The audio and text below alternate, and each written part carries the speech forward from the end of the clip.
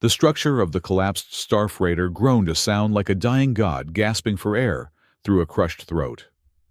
Harold stood amidst the wreckage, his boots magnetic locked to the buckled deck plating. The air inside his helmet tasted of recycled ozone and the stale coffee he had consumed 3 hours ago. Around him, the salvage site was a graveyard of twisted metal and shattered composite, illuminated only by the harsh cutting beams of the shoulder-mounted floodlights worn by his team. Dust motes, disturbed, after decades of silence, floated in the zero-gravity pockets, like gray snow shimmering as they drifted through the beams of light. He checked his oxygen gauge. He had 40 minutes of air left. Enough time to cut through one more bulkhead, verify the manifest, and get out before the unstable superstructure decided to embrace gravity and fold in on itself completely. Harold was a big man built like a siege engine that had been retired and repurposed for heavy lifting. His movement was economical, devoid of wasted energy. Every step was a calculation of mass and momentum. He was a veteran of the gravity wars, and it showed in the way he moved, as if the universe weighed more for him than it did for anyone else, and he simply did not care. He raised his heavy cutter, the plasma tip glowing a furious blue. He was about to slice into a sealed compartment, labeled with warnings that had faded 50 years ago when his sensor suite pinged. It was a faint thermal signature. Impossible.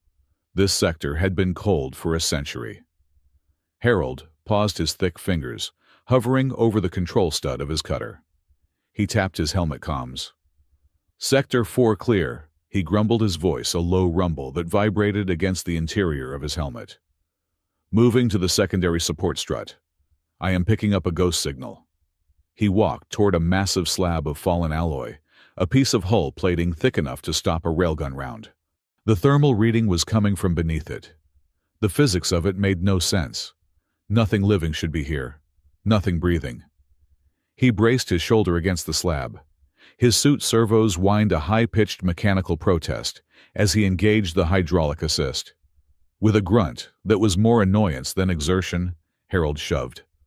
The metal screamed, grinding against the deck as he levered it up and over. The slab crashed down a few feet away, sending a fresh cloud of debris swirling into the vacuum-sealed environment. Harold directed his lights downward. He blinked, unsure if the oxygen deprivation was starting to set in early. Curled together in the hollow beneath the wreckage, shielded by a pocket of structural beams that had miraculously held, were two figures. They were not human. Not entirely. They were Felisari. The features were unmistakable, even covered in the grime of the ruins. High cheekbones, ears that tapered to elegant tufted points atop their heads, and a fine, shimmering layer of fur that ran along their jawlines and vanished down their necks like the collar of a regal coat. Two sisters. One had hair the color of midnight, the other the color of smoke. They were unconscious, their breathing shallow, their ornate clothing torn and stained with hydraulic fluid. "Command," Harold said, his voice flat. "I have survivors. 2 civilians. Felisari origin. Prep the medbay." He knelt, his movements surprisingly careful for a man encased in 300 pounds of hardened exosuit. He reached out to check the pulse of the darker-haired one, the older one by the look of her sharp features. Her eyes snapped open. They were vertical slits of molten gold, wide with terrifying primal panic. She did not see a rescuer. She saw a looming silhouette of metal and glass, a monster from the void. The reaction was instantaneous. She shrieked, a sound that the suit's audio dampeners barely filtered, and lashed out. It was a strike born of pure instinct and high-born combat training, a palm strike aimed directly at the faceplate of his helmet, or what she perceived as his face. But Harold had opened his faceplate moments ago to wipe a sensor condensation issue. Her hand connected directly with his jaw. Crack. The sound was dry and sickening, like a dry branch stepping on a winter leaf. It echoed louder than the groaning metal of the ship. The woman froze. Harold did not move. He did not flinch. He did not even blink. He simply stood there, his jaw slightly set, looking down at her. The woman looked at her hand. Her wrist was bent at an angle that anatomy did not allow. The adrenaline had masked the pain for a fraction of a second, but now it hit her. Her face went pale, her golden eyes widening in horrific realization. She had slapped him, and he had not moved, but her own bones had surrendered to the impact. She made a small, strangled noise, cradling her broken wrist against her chest. Harold let out a long, weary sigh. He looked at the woman, then at her hand, and then back at her face. "I am sorry," Harold said, his tone genuinely apologetic. "Is my face too hard?" Beside the injured woman, the younger sister stirred. She had lighter fur and softer eyes, the color of polished jade. She blinked, processing the scene, the hulking armored man, her sister's twisted wrist, and the absurdity of the apology. A laugh bubbled up in her throat, a hysterical high-pitched sound, before she clamped a hand over her mouth, looking at her sister with wide, fearful eyes. To laugh at the highborn sister was surely a crime even in a shipwreck. "Do not laugh, Maggie," the injured woman hissed through gritted teeth, though her voice trembled with agony. "He is made of stone. He is a golem." "I am not a golem," Harold corrected gently. "I am a salvager, and you are in shock." He reached out again. The older sister Jenny flinched, pressing herself back against the debris. But there was nowhere to go. Harold scooped her up. It was not a romantic gesture. It was the way a construction worker picks up a bag of cement. Yet there was a bizarre, calculated gentleness to it. He supported her back and her knees, ensuring her broken wrist was not jostled. She thrashed weakly. "Put me down. You smell of grease and cheap oxidizer." "And you smell like you are bleeding internally," Harold noted dryly. "Hold still, or you will make it worse." The sensory overload was hitting Jenny hard. The smell of the veteran salt, old iron, and the sharp tang of industrial lubricant was overwhelming to her sensitive Felisari nose. It was the scent of war, of labor, of things she had viewed only from the safety of a palace spire. She felt the hardness of the chest plate beneath her cheek. It did not give way. It was unyielding. While Harold secured Jenny, the younger sister, Maggie was scrambling to her feet. She was shaking, her movements fluid, but erratic.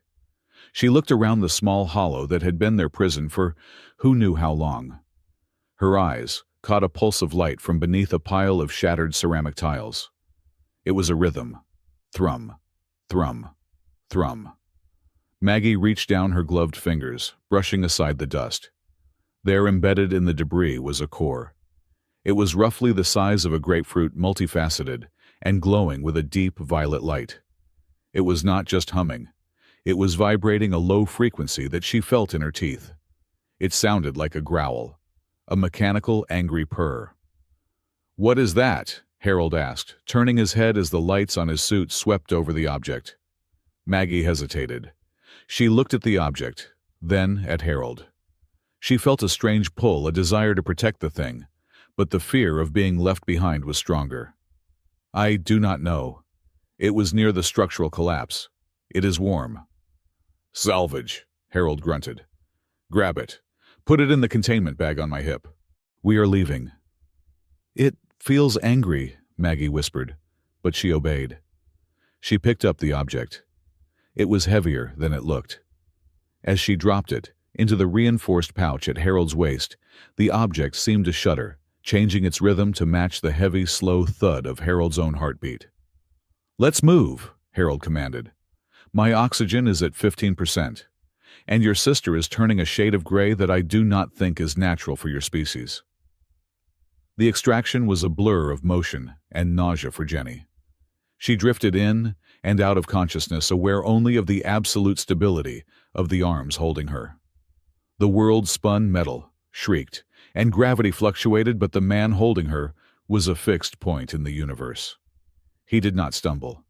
They boarded Harold's ship, a vessel that had clearly seen better decades. It was a patchwork of repairs and upgrades, functional, but ugly. The airlock hissed shut, cycling atmosphere, with a sound like a giant exhaling relief. Harold marched straight to the medical bay, a sterile white room, that looked out of place in the grimy ship. "Dr. Selma," Harold barked. "I need a trauma scan, now." Dr. Selma Cade turned from her console. She was a sharp-featured woman, with gray hair tied back in a severe bun, wearing a lab coat that was surprisingly crisp. She took one look at the Felisari woman in Harold's arms and raised an eyebrow. "You went for scrap metal and came back with royalty," Selma observed, her voice dry. "Put her on the biobed, gently. She is not a crate of thruster parts, Harold." Harold deposited Jenny on the bed. The mattress hummed, molding to her shape. Maggie hovered nearby, clutching her own arms, her eyes darting between the instruments and her sister. "Wrist fracture," Harold reported, removing his helmet and placing it on a counter with a heavy clank. His face was revealed fully for the first time. He had a square jaw, gray eyes, that looked like storm clouds, and a scar running through his left eyebrow. "She struck me," Selma blinked. She looked at Jenny's shattered wrist, then at Harold's jaw. There wasn't even a bruise on him. "She hit you?" Selma asked, suppressing a smile. "And she broke—" "I apologized," Harold said defensively. "Scan initiated," Selma announced, typing commands into the holographic interface. Beams of light swept over Jenny, then widened to include Harold, who was standing too close. The holographic display flared to life, projecting the skeletal structures of both individuals in midair. Jenny, regaining her senses, thanks to a pain relief hypospray Selma had administered, looked up at the projection. Her eyes widened. Her own skeleton was elegant, thin, bird-like in its fragility. The bones were hollow in places, designed for agility and grace, typical of the Felisari physiology. Then she looked at Harold's projection. It was a monstrosity of density. His bones were not just thick. They were solid white on the scan, opaque to the sensors. The structure was reinforced, laced with high-density carb lattice grafting. His spine was a column of interlocking armored plates. His ribcage looked like the roll bar of an atmospheric tank. "By the stars," Jenny whispered, the pain in her wrist momentarily forgotten in the face of this biological horror. "You were not born. You were poured." "High-gravity combat modification," Dr. Selma said clinically, zooming in on Harold's shoulder joint. "Retired standard. Terran Vanguard issue. His skeletal density is 400% of the human norm. He is essentially a walking anvil." Jenny looked at Harold with a mixture of revulsion and awe. Her pride, usually her strongest armor, felt dented. She had tried to slap an anvil. No wonder her wrist had snapped like a dry twig. "Do Terrans carry rocks in their bodies just to be difficult?" Jenny spat out, trying to regain some semblance of superiority. "Is it not enough to be clumsy? You must be dense as well." Harold was unbuckling the upper plating of his suit. He paused, looking at her with that maddeningly calm expression. "No," Harold said. "I do not carry rocks. I carry tuition bills. And right now, the hazard pay for pulling you out of that hole is the only reason I am not complaining about the dent you might have put in my finish." Maggie let out a sudden snort of laughter. She covered her mouth immediately, her eyes darting to Jenny. "I am sorry, sister. It was the delivery." Jenny glared at Maggie, then back at Harold. "I am Jenny of House Kale. This is my sister Maggie. You will address us with the proper honorifics once we are returned to the Felisari Spire." "I will address you as patient until Dr. Selma says you are clear," Harold retorted. He turned to the doctor. "Is she going to keep the hand?" "It is a clean break," Selma said, her hands moving rapidly over the controls to set the bone knitter. "She will be fine in 20 hours. But she needs rest. And you, Harold, need to look at the comms. You have a call." "I am busy," Harold grunted. "It is Nina," Selma said. Harold froze. The immovable object suddenly looked terrified. "Nina. Now it is 2 in the afternoon sector time. She should be in the Academy simulation." "She is on line 1, Selma said, smiling wickedly. "She says it is urgent." Harold sighed, a sound of deep paternal suffering. He tapped the comms panel on the wall. A holographic window popped up. A young girl, perhaps 14, with messy hair, and Harold's gray eyes appeared. She was wearing a mechanic's jumpsuit that was 2 sizes too big. "Dad," Nina chirped. She squinted at the background. "Why are you in the medbay? Did you drop an engine block on your foot again?" "I never dropped it on my foot. It was a glancing blow." Harold defended himself immediately. "And I am fine. I am working." Nina leaned into the camera, her eyes narrowing. She saw the 2 Felisari women in the background. Her mouth formed a perfect O. "Dad," she said slowly, "what did you pick up this time? Last month it was a crate of unstable isotopes that you said looked lonely. Now it is space cats." Maggie burst out laughing. She couldn't help it. The tension of the crash, the fear of death, and the sheer absurdity of this giant stone man being bullied by a teenager was too much. "They are not space cats, Nina," Harold said, pinching the bridge of his nose. "They are survivors. House Kale. Very important. Very fragile." "She is pretty," Nina observed, pointing at Jenny. "She looks like she wants to bite you." "She already tried to hit me," Harold muttered. It went poorly for her. Jenny bristled, sitting up straighter on the biobed. "I am right here, child. And I do not bite. I execute judgment." "Cool," Nina said, unimpressed. "Hey, Dad, the Academy tuition reminder came in. Just saying. Love you, bye." The link cut. Harold stared at the blank screen for a moment, then turned back to the room. The silence was heavy. "She seems spirited," Maggie offered kindly. "She is expensive," Harold corrected, though his voice lacked any real bite. He looked at the 2 sisters. "Rest. We are setting a course for the Felisari Spire. It is a 6-hour burn at cruising speed." He turned to leave, but Maggie spoke up. Her voice was quiet, trembling slightly. "Captain Harold." He paused at the door. "Just Harold." "The ruins," Maggie said. She glanced at the pouch on Harold's hip where the relic was stowed. "They did not collapse because of age." Harold turned slowly. "Explain." "I saw the resonance patterns on the walls before the ceiling came down," Maggie said, her fingers twisting together. "The metal was not rusted through. It was vibrated apart, at a molecular level. Someone used a frequency weapon to bring that structure down on top of us." The room went cold. Dr. Selma stopped her calibration of the bone knitter. Jenny looked at her sister, her golden eyes darkening.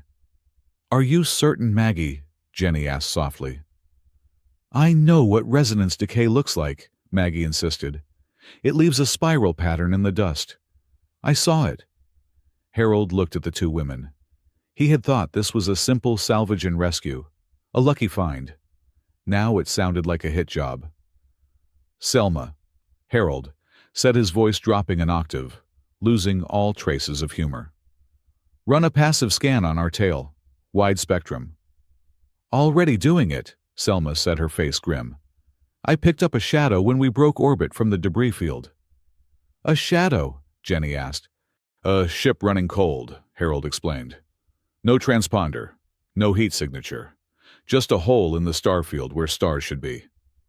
"Show me," Harold ordered. Selma threw the sensor data onto the main screen.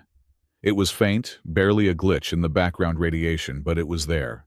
A silhouette sleek and predatory, trailing them at a distance of 5,000 kilometers. "That is an interceptor class," Harold assessed. "Too fast for a scavenger, too stealthy for a patrol." "It is Orin Vale," Jenny whispered. The name seemed to suck the oxygen out of the room. "The Chancellor?" Harold asked. "Why would a high-ranking politician be tailing a garbage scow?"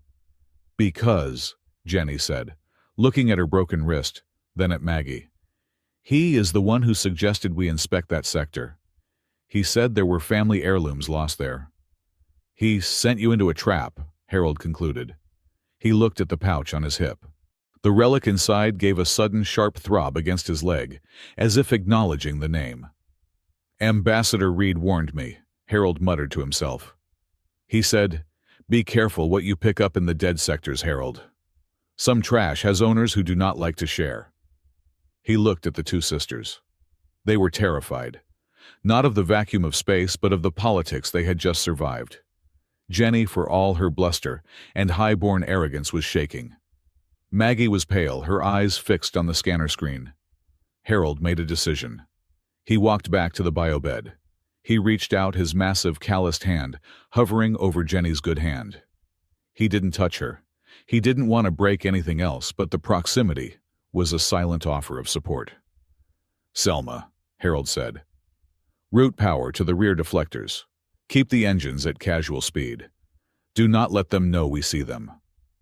"And if they fire?" Selma asked. "They won't," Harold said. "Not while we have the cargo. They want whatever is in this pouch, or they want these two dead. If they wanted them dead, they would have fired a torpedo by now. They are waiting." "Waiting for what?" Maggie asked.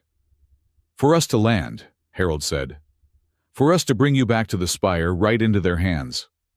He looked at Jenny. She was watching him, her golden eyes, searching his face for any sign of deception. She found none. Just the weary, granite-like resolve of a man who had seen too many wars and paid too many bills. "Let me check that splint," Harold said softly. He knelt beside the bed again. With agonizing slowness, he adjusted the grav splint Dr. Selma had applied. His fingers, thick enough to crush a steel pipe, moved with the precision of a watchmaker. He smoothed the fur on her arm where the splint rubbed. Jenny held her breath. She watched his hands. They were scarred, battered, and ugly, but they were steady. For the first time since she woke up in the dark, screaming, she felt the panic recede. "You are surprisingly gentle," Jenny murmured, almost against her will. "For a golem." "I told you," Harold said, not looking up from his work. "I am a dad. You learn to handle fragile things without breaking them. Eventually." He finished the adjustment and stood up. He looked at the two sisters, then at the black void of space on the monitor where the invisible hunter waited. "Get some sleep," Harold said. "We arrive in 6 hours, and when we land, stay close to me." "Why?" Jenny asked, her chin tilting up in a reflex of defiance. "Because," Harold said, pausing at the door, "gravity is going to get very heavy in the capital, and I am the only one built to carry the weight." He stepped out the door, hissing shut behind him. Inside the medbay, Maggie let out a breath she didn't know she was holding. She looked at Jenny. "He is," Maggie struggled for the word. "Terrifying," Jenny said. She looked at her bandaged wrist, sensing the phantom warmth of his fingers. "I was going to say warm," Maggie corrected. "Do not be ridiculous," Jenny snapped, lying back and closing her eyes. "He is a rock. Rocks are not warm." But as the ship hummed through the void, carrying them toward a home that was no longer safe, Jenny pulled her injured arm closer to her chest. She could still feel the heat where his hand had been. It was a steady, radiating warmth, like a stone that had sat in the sun all day. Outside, in the corridor, Harold leaned against the bulkhead. He pulled the relic from his pouch. It glowed in the dim light, pulsing with a violet rhythm. "What are you?" he whispered to the stone. The stone hummed back, a sound like a cat purring in a deep, dark cave. Harold shoved it back into his pocket. He brought up a schematic of the Felisari Spire on his wrist computer. He began to highlight structural weak points, exit routes, and ambush zones. He wasn't just a salvager anymore. He was a fortress, and he had just taken in refugees. The black ship trailed them in the silence, a shark following a fishing boat, waiting for the blood to hit the water. But Harold knew something the shark didn't. The fishing boat was armored, and the fisherman was done playing nice. The Felisari Spire did not look like a place where people lived. It looked like a place where gravity went to die. Harold sat in the pilot seat of his salvage hauler, the Rust Bucket, and watched the capital city of the Felisari grow in the viewport. It was a masterpiece of crystalline architecture, a suspended needle of glass and white alloy that hung in the upper atmosphere of the planet, like a frozen lightning bolt. Bridges made of spun light connected the floating districts, and the entire structure shimmered with a delicate, iridescent hum. It was beautiful. It was breathtaking. And it made Harold feel incredibly large, incredibly heavy, and incredibly clumsy. "Approach vector locked!" Harold rumbled, his hands moving over the worn controls. "Dr. Selma, how are the passengers?" "They are awake," Dr. Selma replied over the intercom. "And they are criticizing your interior design. Jenny says the color scheme is depression gray and oil-stained black." "It is a functional aesthetic," Harold muttered. As the rust bucket maneuvered toward the docking bays of the Spire, the contrast was painful. The local ships were sleek, teardrop-shaped vessels that moved silently on magnetic currents. Harold's ship moved with the grace of a brick thrown through a window, its thrusters firing with loud chemical bursts that left streaks of soot in the pristine atmosphere. When the docking clamps engaged with a heavy metallic thud that shook the entire hull, Harold sighed. He unbuckled his harness. He checked the pouch at his hip, where the relic sat heavy and warm. Then he went to the airlock to face the music. The reception committee was waiting. When the airlock hissed open, mist curling around his boots, Harold stepped out onto a platform of polished marble that seemed far too fragile to support his weight. He was wearing his formal jumpsuit now, though it still looked like mechanic's wear compared to the flowing silken robes of the Felisari delegation. Jenny and Maggie stepped out behind him. The transformation in their demeanor was instant. On the ship, they had been survivors, scared, hurt, and huddled. Here they were royalty. Despite the cast on Jenny's wrist and the soot still clinging to their fur, they held their heads high, their golden eyes sweeping over the crowd with practiced arrogance. A tall Felisari male stepped forward. He wore robes of deep crimson and a headdress of woven silver. He looked at Harold, not with hostility, but with the sort of detached curiosity one might show a particularly large, dirty insect. "I am High Counselor Vorn," the man said. His voice was melodic like wind chimes. "We were told the air and the blood copy were retrieved by a scavenger." Harold felt the air in the room freeze. He looked at Jenny. "Air." He looked at Maggie. "Blood copy." Jenny did not look at him. She stared straight at the counselor. "I am Jenny Cale, first daughter of the house, and this is my sister Maggie, and the scavenger is the reason we are not frozen meat in the dead sector." The counselor's eyes flickered to Harold. He looked at the heavy boots, the thick neck, the sheer density of the Terran standing before him. "A Terran," Vorn said, the word tasting sour in his mouth.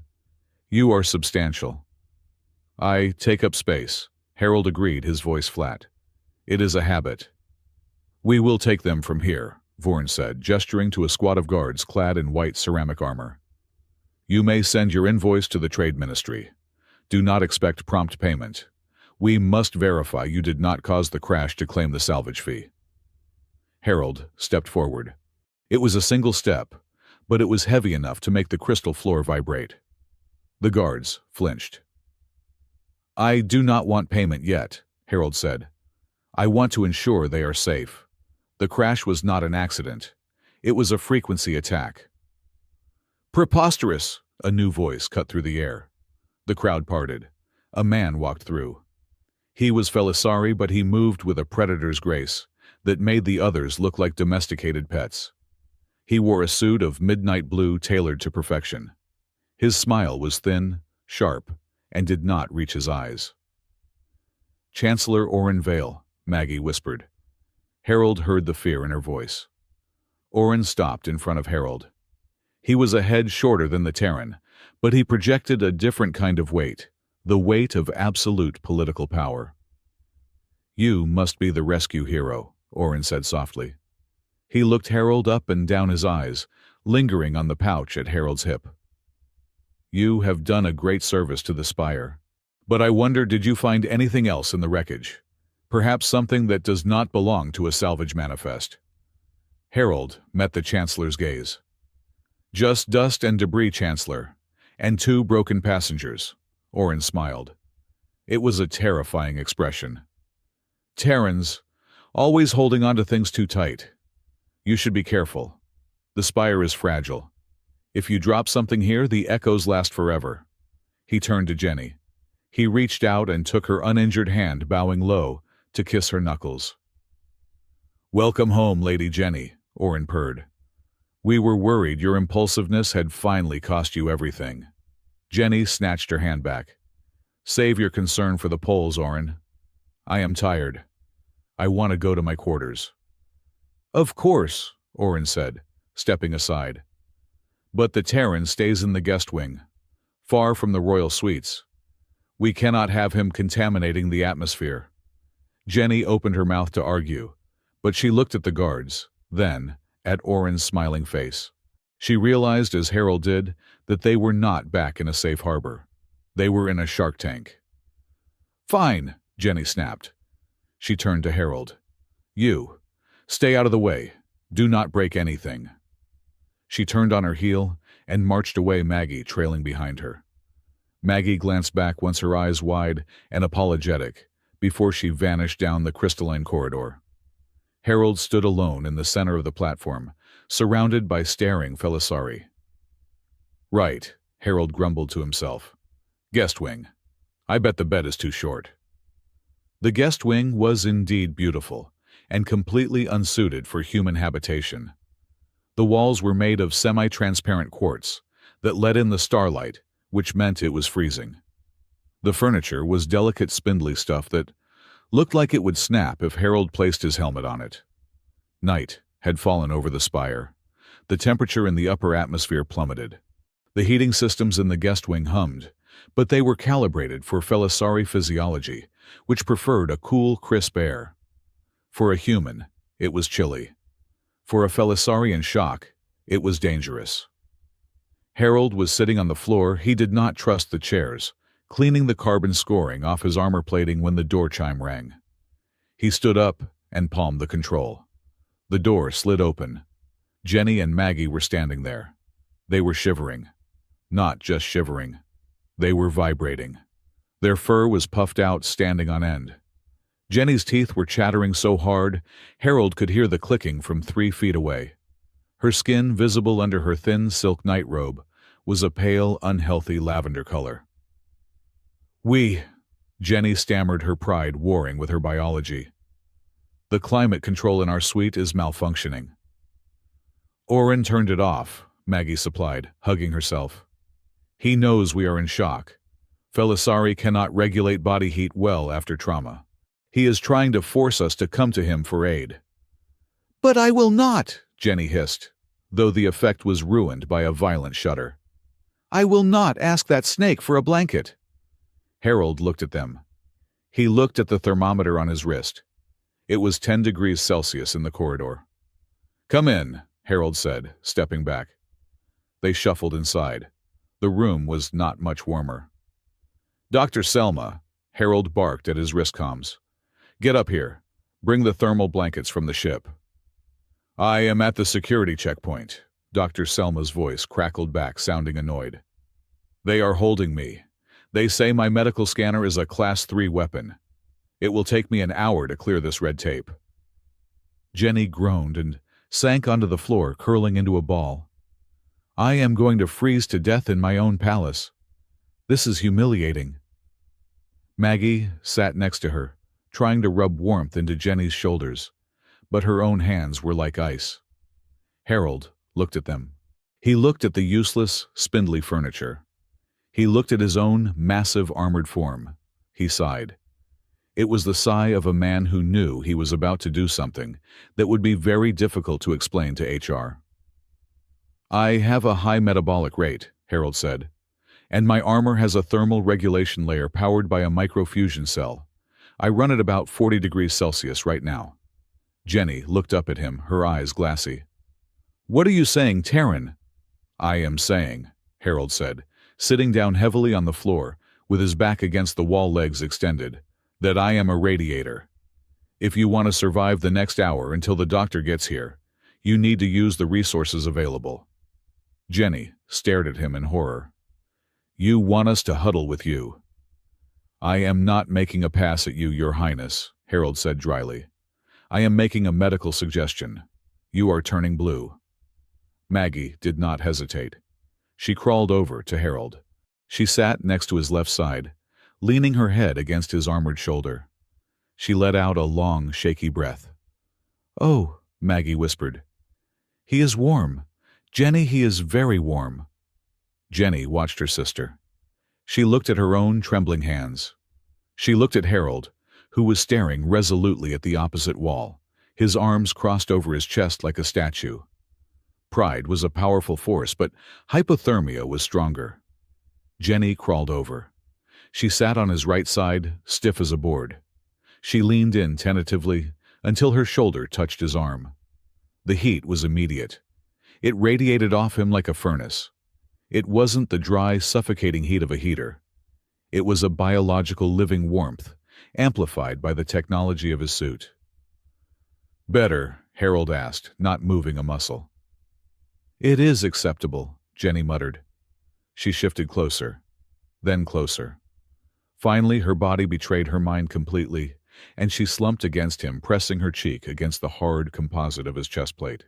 She flinched, expecting him to be hard and uncomfortable. But beneath the armor, she could feel the steady, rhythmic thrum of the suit's power supply, and deeper than that the slow, heavy thud of his heart.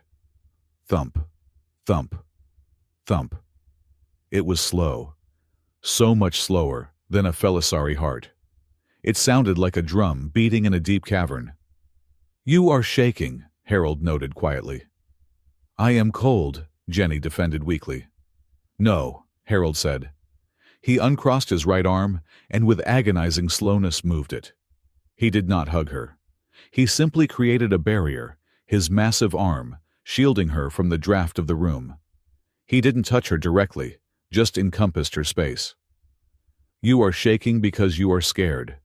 You are home, but you are not safe." Jenny stiffened. She wanted to slap him again. She wanted to tell him he knew nothing, but the warmth was seeping into her bones, melting the ice in her marrow. "Orin wants the relic," Jenny whispered into his chest plate. "He thinks it is a weapon. If he gets it, he will use it to enslave the council." "He won't get it," Harold said. "How can you be sure?" Maggie asked from his other side. She had fully curled up, her legs tucked beneath her, looking very much like a kitten seeking safety. "He owns the guards. He owns the building." "Because I have it," Harold said simply. "And I am very heavy. It is hard to take things from me." "You are arrogant," Jenny murmured, her eyes drooping. The heat was making her drowsy.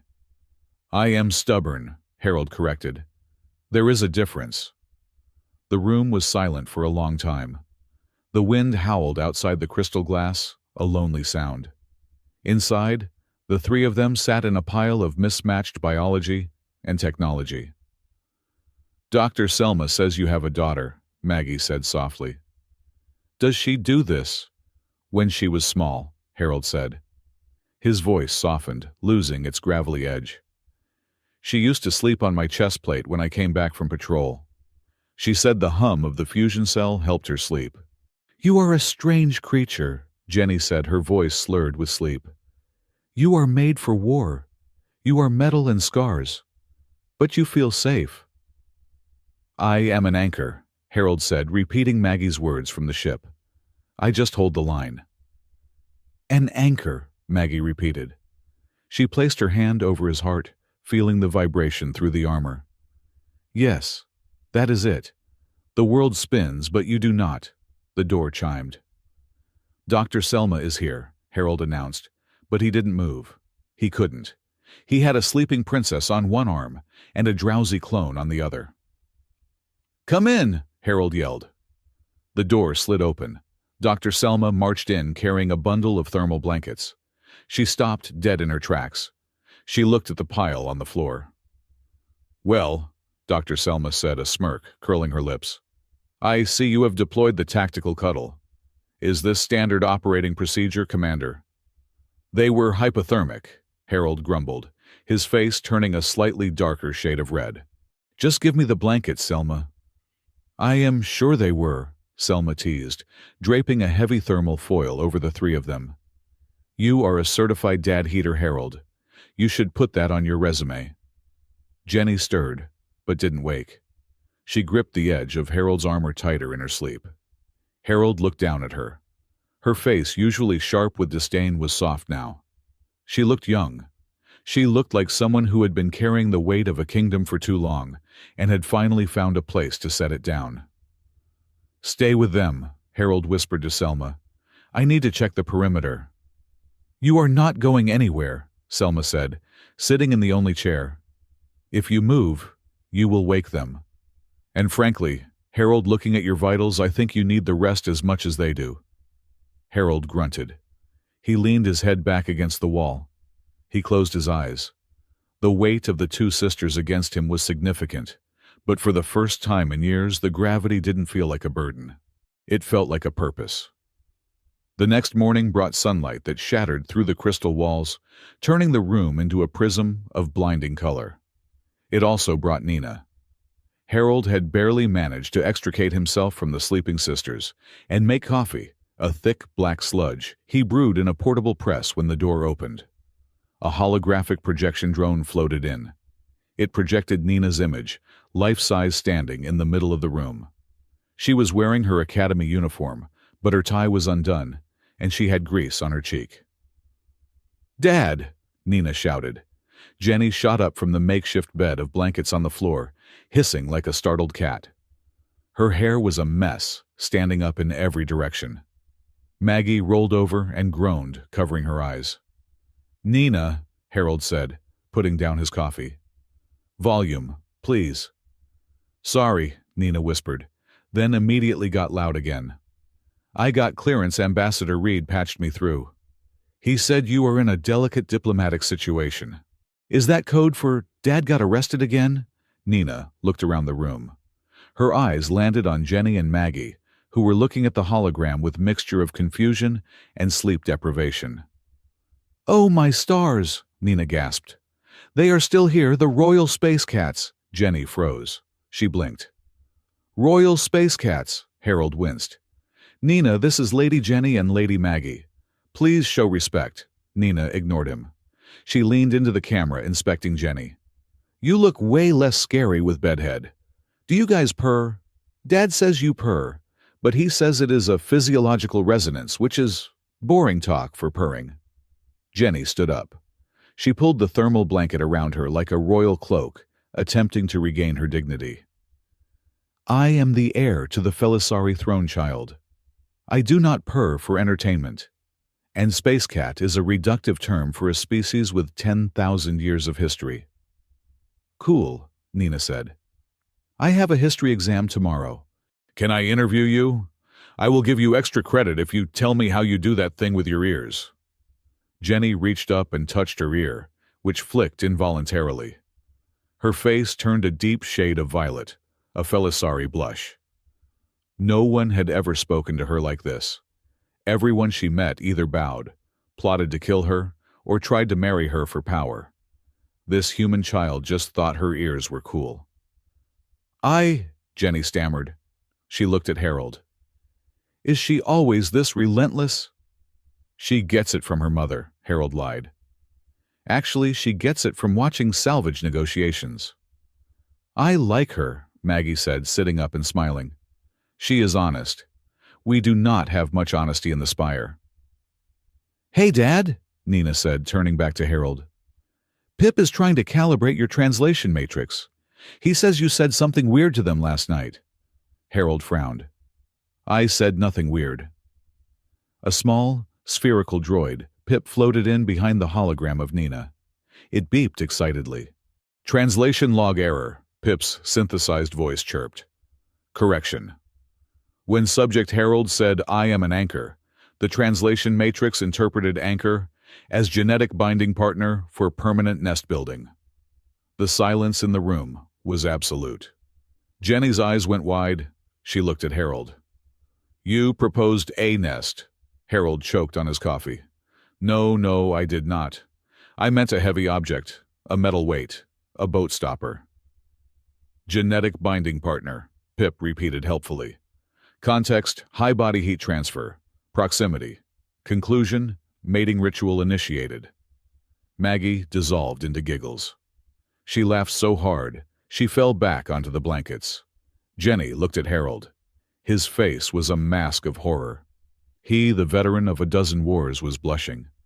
It was a slow, creeping redness that rose from his neck to his hairline. "I apologize," Harold said stiffly. "It was a metaphor. A naval metaphor. I have no intention of nest building." Jenny looked at him. She looked at his flustered face, the panic in his eyes. For the first time, the terrifying golem looked human. A smile tugged at the corner of her mouth. Then another. She let out a soft laugh. "It is a pity," Jenny said, her voice teasing. "You generate excellent heat. A nest might be practical." Harold stared at her. Was she flirting, or was she mocking him? With Felisari, it was hard to tell. "I am going to check the ship," Harold announced, grabbing his helmet. "Nina, do your homework. Pip, reboot your language banks. If you translate pass the salt as a marriage vow, I will scrap you." He fled the room. When the door closed, Jenny looked at Maggie. The smile lingered on her face, softening the sharp angles of her features. "He runs fast for a heavy man," Jenny noted. "He is running from feelings, sister," Maggie said, wiping tears of laughter from her eyes. "Men can run very fast when feelings are chasing them." Later that afternoon, the mood shifted. The levity of the morning evaporated as the reality of their situation set in. Harold was in the corridor arguing with a guard who refused to let him enter the council chamber. Inside the room, Maggie sat on the floor with the relic. She had cleaned the dirt off it. It was a beautiful object, a dodecahedron of violet crystal, etched with markings that predated the Felisari civilization. Maggie held it in her lap. She closed her eyes and focused on her breathing. She slowed her heart. The relic was silent. "Why won't you speak?" Maggie whispered. "You hummed for him." She thought about the night before, the sound of Harold's heart. Thump, thump, thump. She began to tap her finger against the crystal, mimicking the rhythm. Slow, heavy, deliberate. The crystal flickered. A faint light pulsed deep within the core. Then, Maggie added her own sound. She leaned close and let out a low, subvocal purr, the Felisari resonance frequency used for healing and comfort. The reaction was violent. The crystal flared bright white. A shockwave of sound inaudible to the ear, but deafening to the mind, expanded outward. The room shook. The glass walls vibrated. Maggie gasped and dropped the relic. It rolled across the floor, glowing intensely. The door slammed open. Harold rushed in, his weapon drawn. Jenny was right behind him. "What happened?" Harold yelled. "I felt a tremor." "It responded," Maggie said, her voice trembling. She pointed at the relic. "It needs 2 keys, Harold. It needs the Felisari resonance, and it needs a Terran heartbeat, or something that mimics the heavy gravity rhythm of Earth." Harold holstered his weapon. He walked over and picked up the relic. As soon as it touched his hand, the violent shaking stopped. It returned to a gentle, warm pulse. 2 keys, Harold muttered. "A lock that requires 2 species to open. That is why Orin cannot use it. He has the resonance, but he lacks the weight." "He needs you," Jenny realized. Her face went pale. "Orin does not just want the relic back. He wants you. He needs a Terran to activate the weapon." "He wants to turn me into a battery," Harold surmised. "And he wants you to control the frequency." Before they could process this, Harold's wrist comms beeped. It was a priority message. Encrypted. Harold tapped the screen. Text scrolled across the display. Sender Office of the Chancellor. Message. "The diplomatic immunity of your vessel has been revoked due to a sanitation violation. Your daughter's visa is tied to your ship's status. If you do not deliver the item and the passengers to the high tower within 1 hour, we cannot guarantee the safety of the young female Terran currently in orbit." Harold read the message twice. The air in the room changed. The warmth that Harold usually radiated seemed to turn into a cold, hard vacuum. He looked at the image of Nina on his other screen. She was offline now. The connection had been cut. He threatened Nina, Harold said. His voice was very quiet. It was the voice of a man who had just decided that rules no longer applied. Harold, Jenny said, reaching out to touch his arm. We can negotiate. We can know, Harold said. He turned to face them. His gray eyes were like steel plates. Negotiation is for people who have something to lose. He just threatened the only thing I care about. He walked to the window. He looked out at the spire at the beautiful fragile city that hung in the sky. This is not a rescue anymore, Harold said. It is a siege. He turned back to the sisters. Suit up. Maggie, secure that relic. Jenny, you said you are the airtime to act like one. We are going to the high tower. To surrender, Maggie asked fearfully. Harold grabbed his helmet and locked it onto his collar with a hiss of pressurization. The faceplate remained open, showing a grim, terrifying smile. No, Harold said. We are going to teach the Chancellor a lesson about gravity. What lesson is that? Jenny asked, feeling a shiver that had nothing to do with the cold. That when you pull on something heavy, Harold said, checking the charge on his plasma cutter, it tends to fall on you. The grand hall of the Felisari Spire was a cavern of light and judgment. It was constructed entirely of translucent, spun silicate that refracted the light of the binary stars outside into a kaleidoscope of shifting colors. To the Felisari elite moving through the space, the light was an enhancement to their natural grace. To Harold, it felt like walking inside a diamond that was slowly trying to cut him. A trade gala was in progress. It was a chaotic swirl of silk robes, hushed political whispers, and the clinking of crystal flutes. Harold stood behind Jenny and Maggie, his hands clasped behind his back, in a parade rest stance. He felt less like a guest and more like a seawall, trying to hold back a tide of perfume and disdain. He was wearing the formal dress uniform of the Terran Vanguard, a relic from his service days, which was stiff, dark gray, and woefully out of place amidst the flowing pastel finery of the court. "Stop breathing so loudly," Jenny whispered, not turning her head. She held a glass of nectar with a hand that was perfectly steady, though Harold knew her wrist was still throbbing beneath the silk wrap. "I am breathing at standard regulation volume," Harold replied, his voice a low rumble that seemed to vibrate the floor beneath them. "It is the air here. It is thin. I have to work harder to get oxygen." "You are a wall," Maggie murmured, standing close to his elbow. She looked terrified, her eyes darting around the room at the smiling faces of the courtiers. "A very large, comforting wall in a forest of glass." "Just stay behind the wall," Harold advised. The crowd parted. The silence rippled outward from the center of the room as Chancellor Oren Vale approached. He moved with a liquid grace, surrounded by a sycophantic cluster of trade ministers and guild leaders. Oren wore a tunic of shimmering silver scales that mimicked the skin of a native predator fish. He stopped in front of the trio. His eyes, cold and calculating, slid over Jenny and Maggie before landing heavily on Harold. "And here is our guest," Oren announced, his voice pitched perfectly to carry across the hall. "The savior from the stars. Although looking at him, one wonders if he saved the ladies or merely displaced the air around them."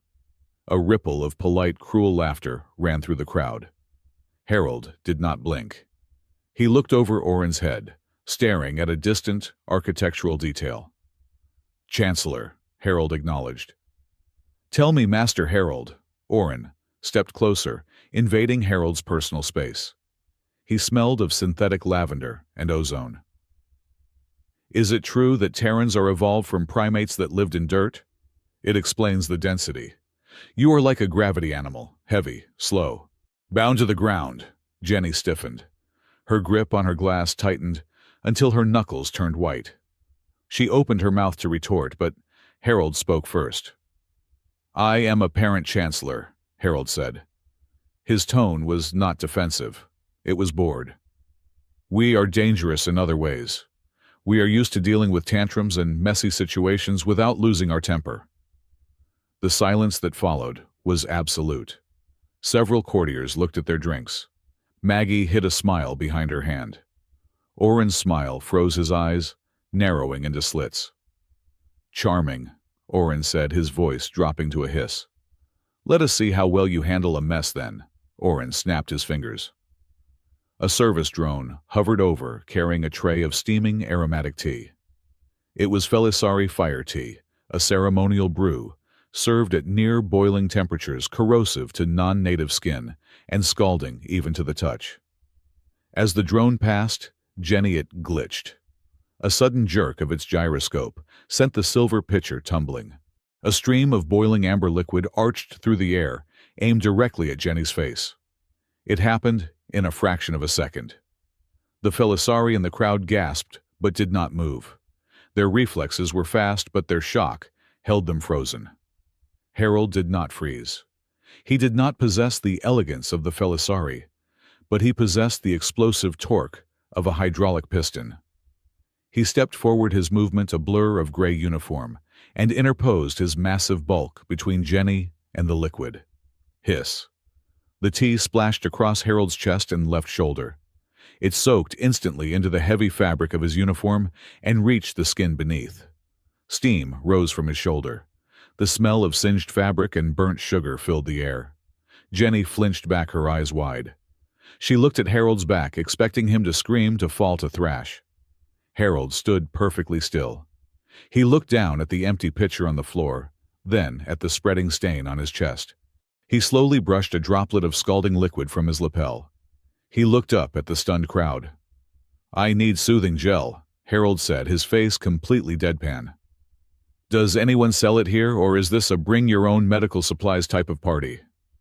For 3 seconds, no one breathed. Then a nervous titter of laughter broke out, unsure and hysterical. Jenny stared at the back of his neck. She saw the tension in his muscles, the way his jaw was set. She knew he was in pain. That tea was hot enough to warp plastic, and he had taken it.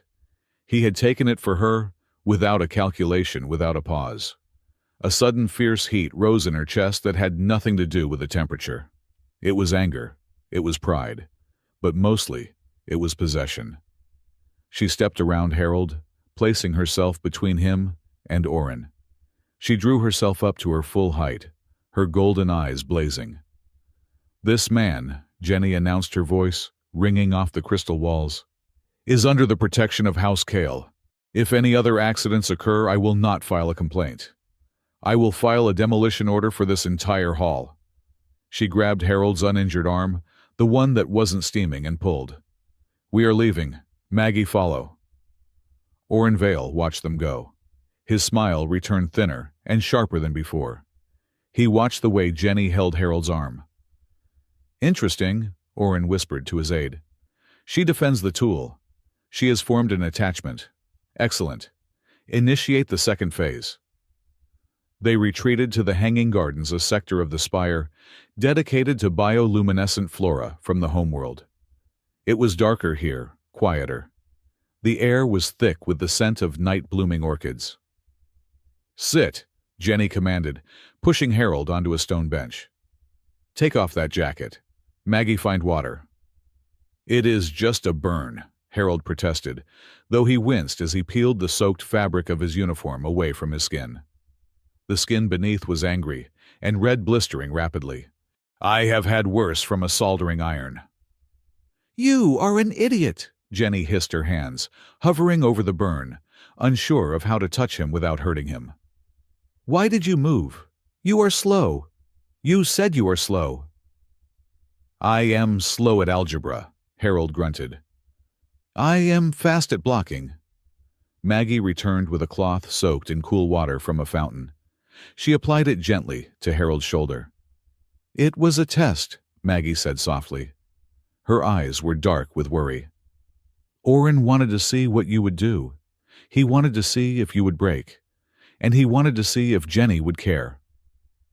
"He got his answer," Harold said. He looked at Jenny. You should not have threatened him.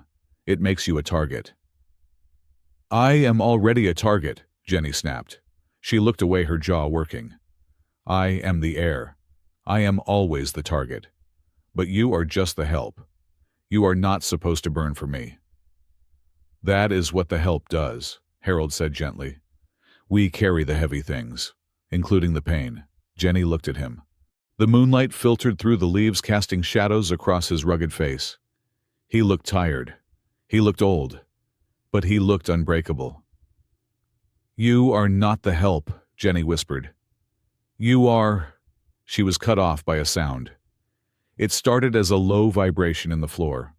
A hum. It was barely audible, but it felt like a dental drill pressing against the base of the skull. Thrum.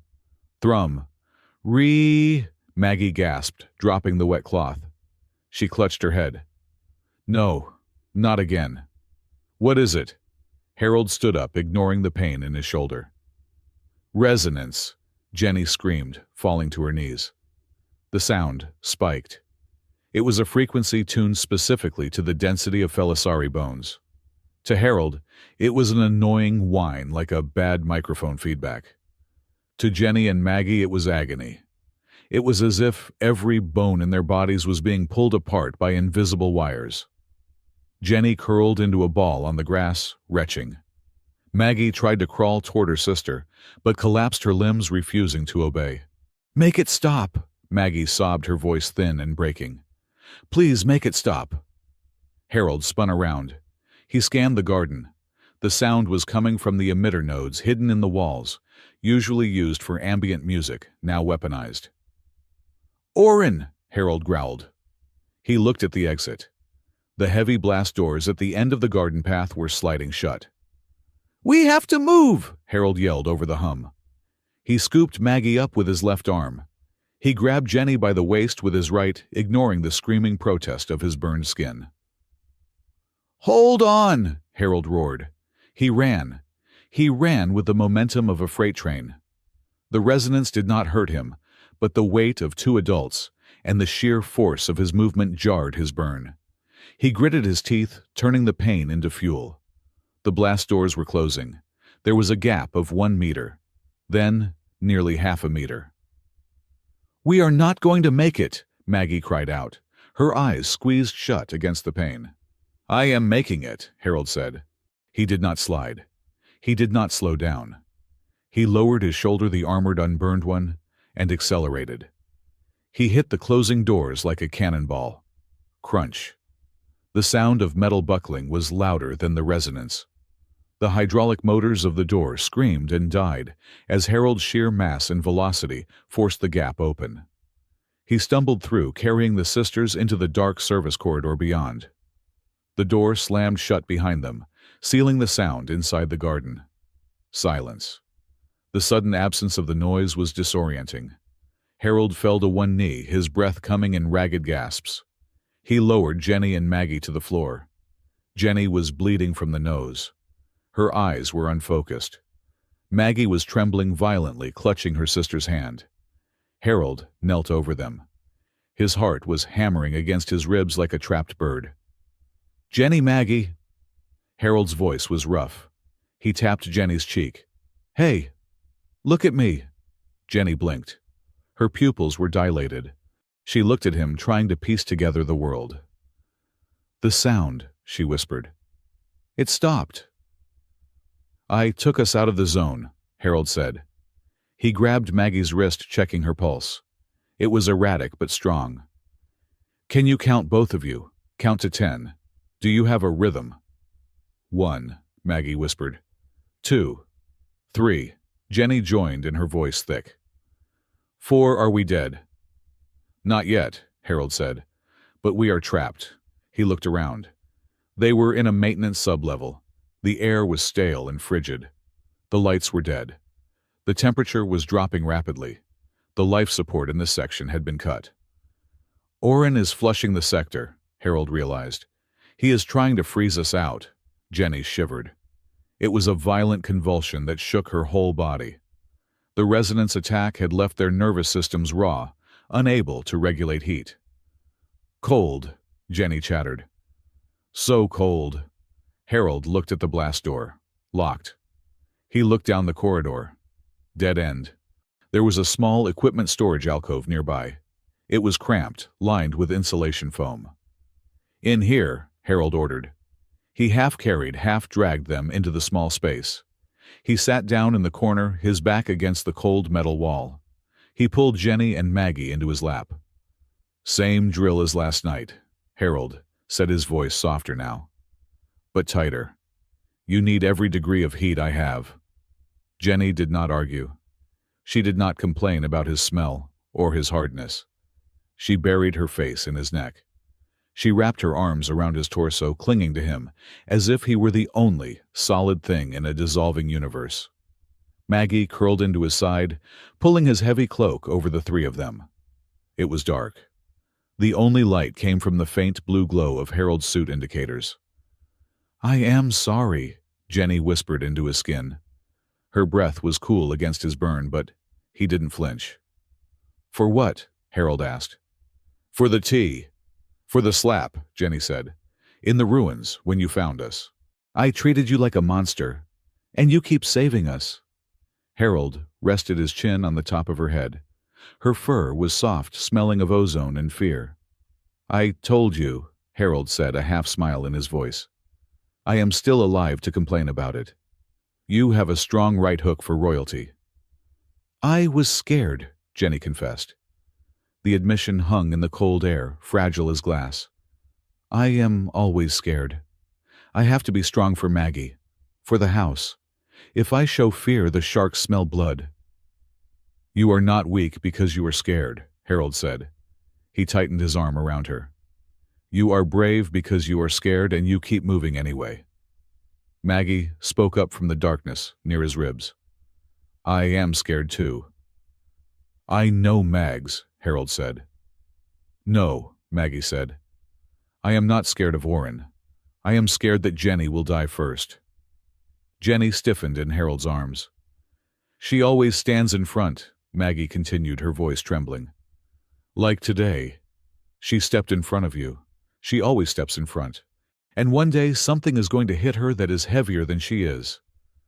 "I am the older sister," Jenny said fiercely, though she squeezed Harold tighter. "That is the job."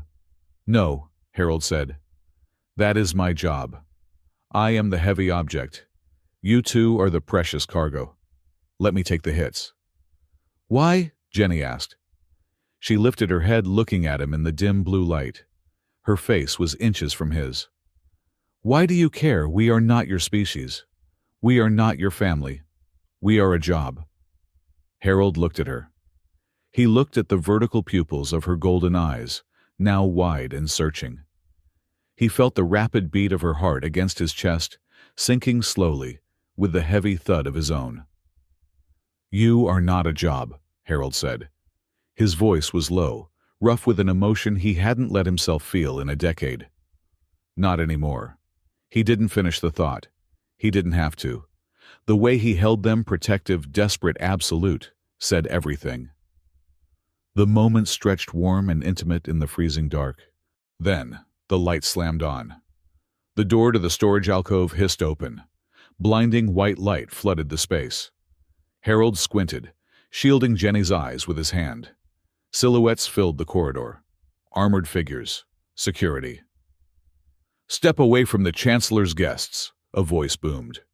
Harold felt Jenny tense. He felt her muscles coil to spring. She was going to fight.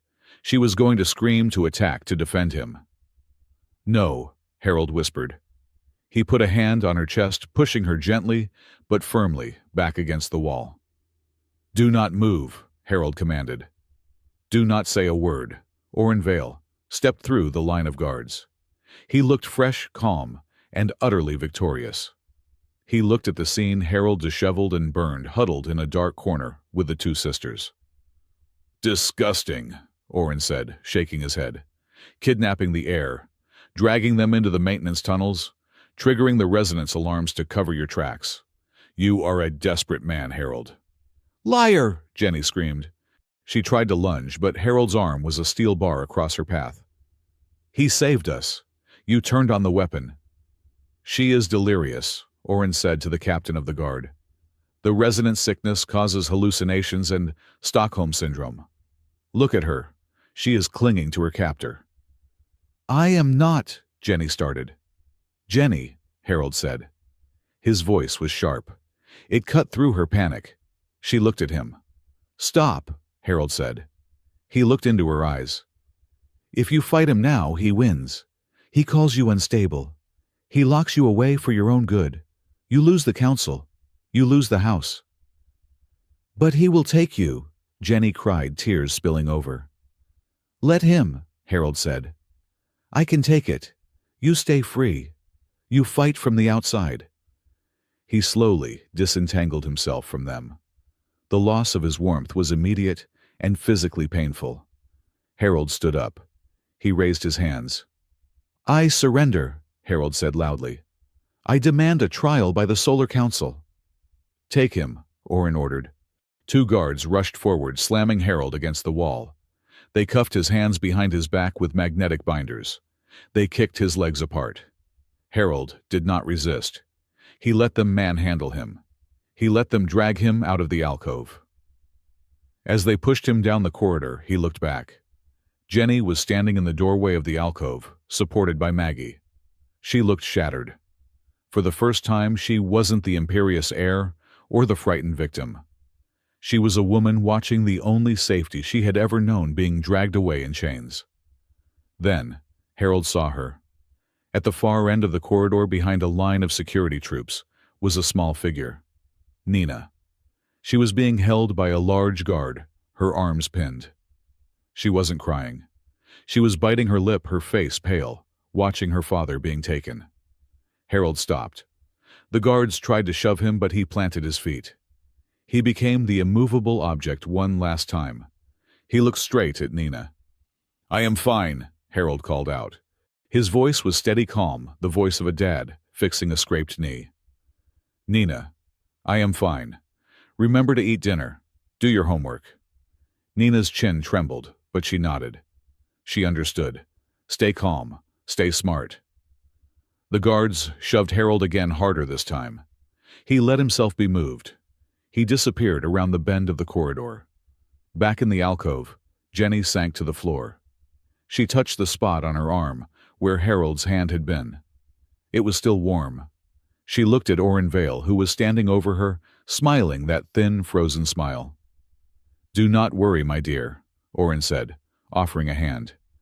The beast is caged. You are safe now. Jenny looked at his hand. She didn't take it. She stood up on her own, using the wall for support. She wiped the blood from her nose. She wiped the tears from her eyes. When she looked at Oren, her golden eyes were hard. They were not the eyes of a victim. They were the eyes of a queen who had just learned the cost of her crown. Yes, Jenny said, her voice cold as the vacuum of space. I am safe. And you, Oren, you have made a mistake. Oh, Oren raised an eyebrow. You took my shield, Jenny whispered, so low only Maggie could hear. So now I have to be the sword. Oren turned and walked away, his laughter echoing down the crystal hall. He thought he had won. He thought he had broken the rock. He didn't realize that rocks don't break. They just wait to be thrown. The containment cell was a masterpiece of Felisari cruelty. It did not use bars. It did not use walls of stone. It used a tuned energy field that vibrated at the exact frequency of the nervous system. For a Felisari, being inside this field was like having every nerve ending stripped bare and brushed with sandpaper. It was designed to induce madness through sensory overload. For Harold, it felt like a sunburn that wouldn't fade. He sat in the center of the room, on the only solid object provided, a low hexagonal plinth. The air around him shimmered with a violet haze. His skin felt tight, hot and itchy. His teeth ached. But he did not scream. He did not pace. He sat with his elbows on his knees, his hands clasped loosely. He was conserving oxygen. He was conserving calories. Harold closed his eyes and visualized the schematic of the generator he had seen on the wall outside as they dragged him in. It was a standard resonance emitter. It drew power from the spire's main grid. If the grid fluctuated, the field would flicker. He needed a fluctuation. The door dissolved the energy field, parting like a curtain, and Chancellor Oren Vale stepped through. He was followed by 2 guards who looked nervous, their weapons trained on the sitting man. Oren looked impeccable. His silver scale tunic caught the harsh light of the cell. He held a handkerchief to his nose as if the very presence of Harold was an olfactory offense.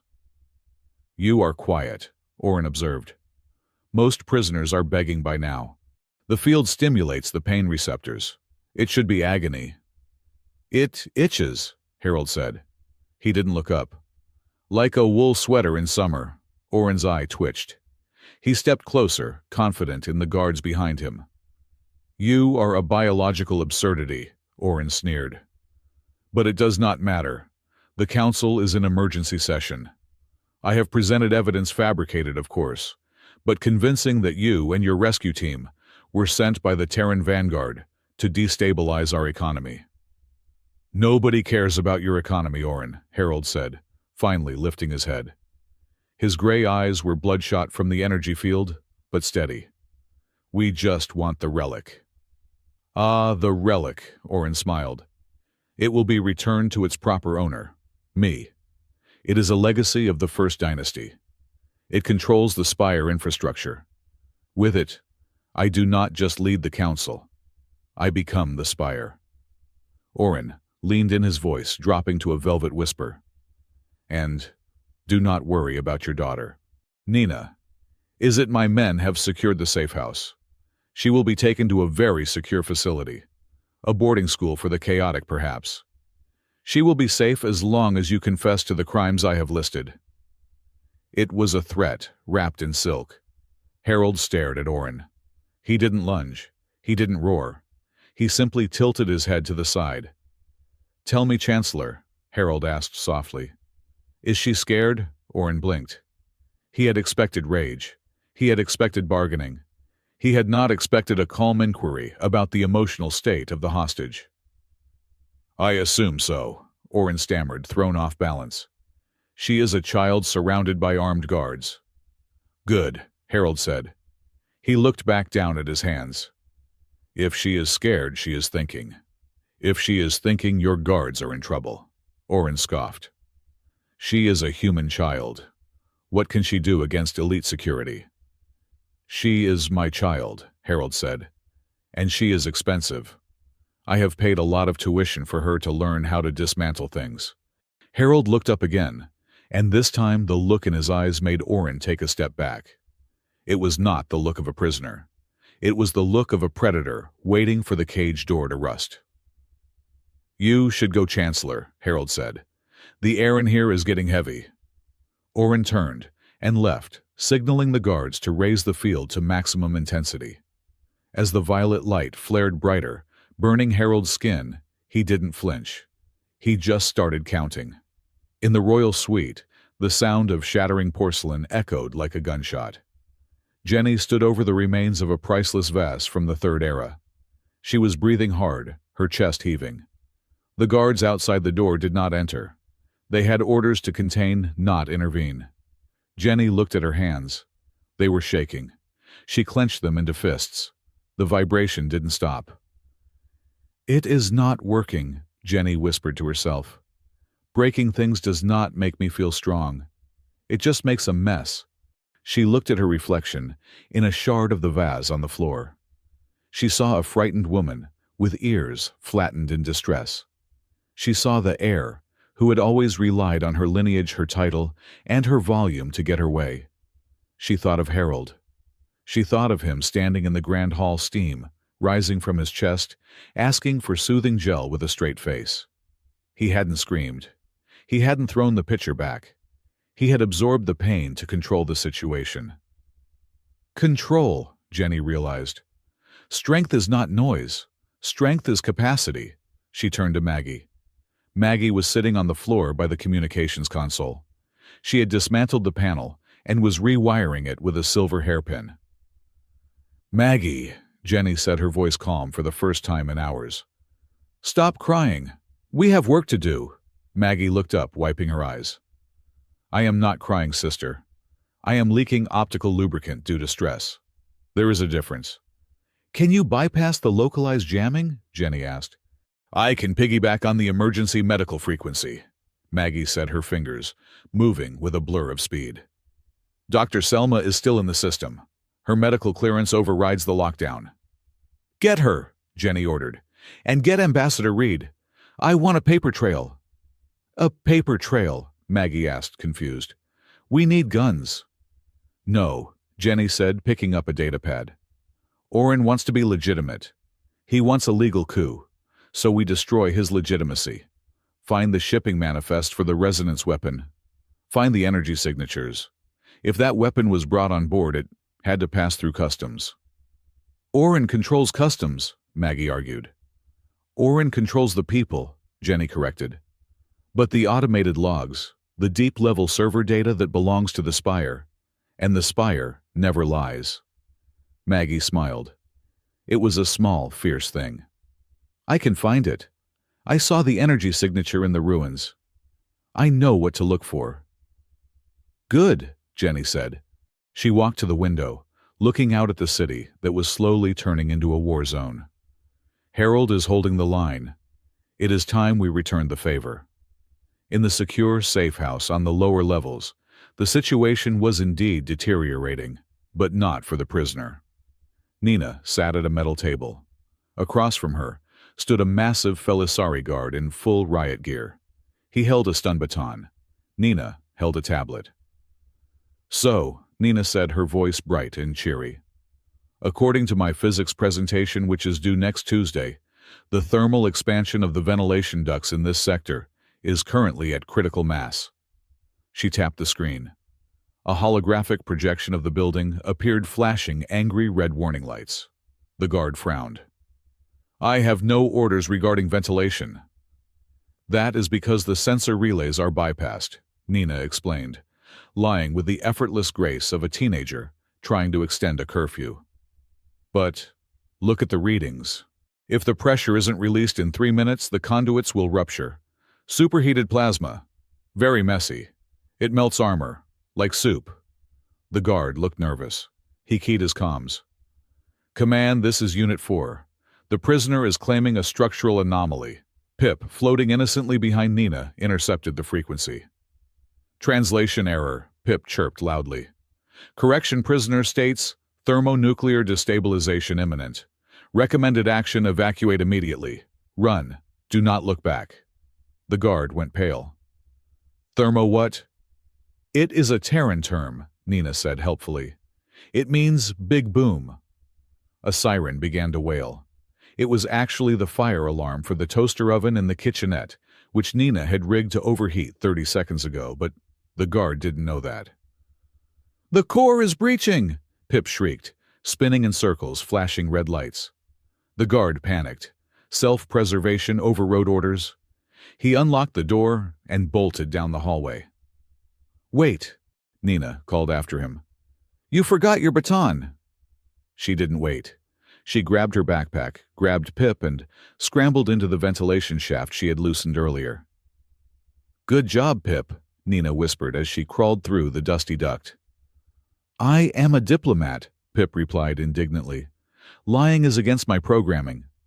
It wasn't a lie, Nina said, kicking the grate shut behind her. The toaster really did explode. Now lead me to the detention block. Dad is probably getting bored. The first explosion shook the spire at twilight. It wasn't a military strike. It was Oren's own forces, blowing the docking clamps of the rust bucket to prevent any Terran escape. But on the public broadcast, Oren's face appeared grave and somber. Citizens of Felisari, Oren announced, his image projected on the clouds outside the tower. The Terrans have sabotaged the port. They threaten our stability. For the safety of the Spire, I am declaring martial law. Furthermore, to cement the alliance of our factions and restore order, Lady Jenny Kale has agreed to join her house with mine. In the cell, Harold heard the boom. He felt the vibration through the floor. He opened his eyes. He is rushing, Harold muttered. He is not waiting for the trial. The energy field hummed around him.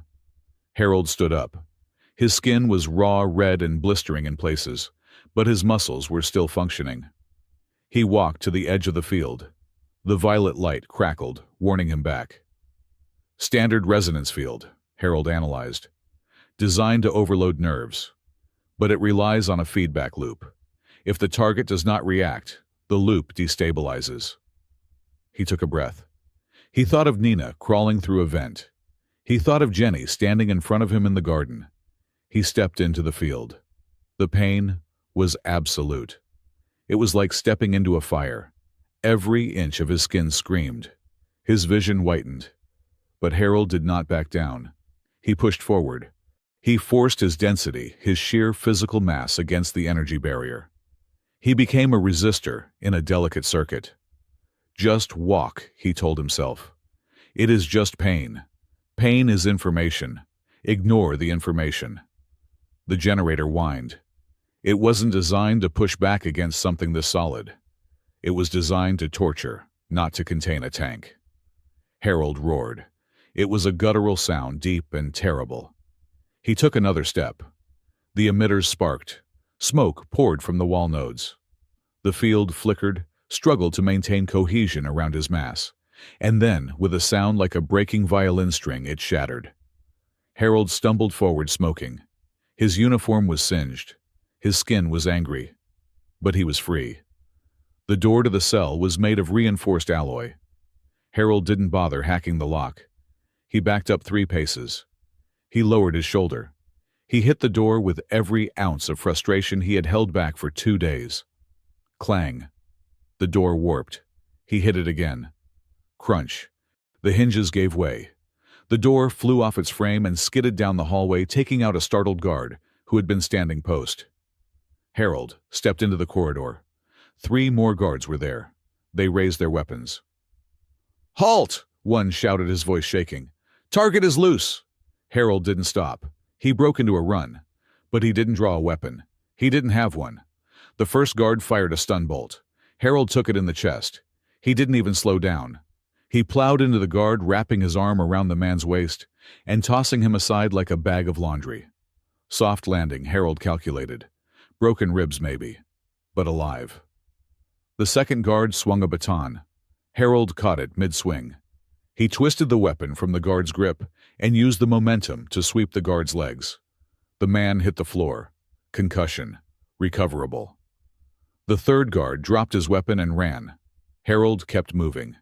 He wasn't fighting like a soldier. He was fighting like a father running into a burning building. He wasn't killing. He was clearing obstacles. "Pip!" Harold barked into his comms, hoping the channel was open. Location.